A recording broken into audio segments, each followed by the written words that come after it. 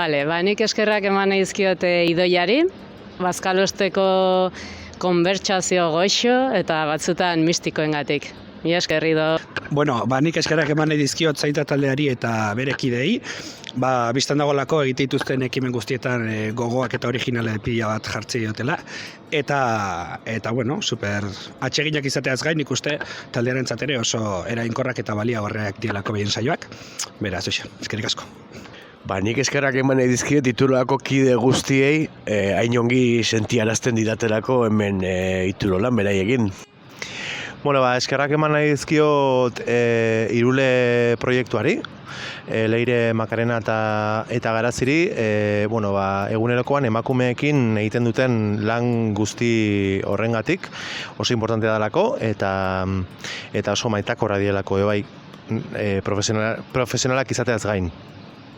Eskertu nahi nuke batez ere Iturolako kide guztioi. Azken aldian niretzako egon lainotuak dianak eguzkitzu bihurtzeagatik, eta batez ere nire ondoan dagoen kide gurutzeri pazientziaz niri aguantatzeagatik. Eskerrik asko.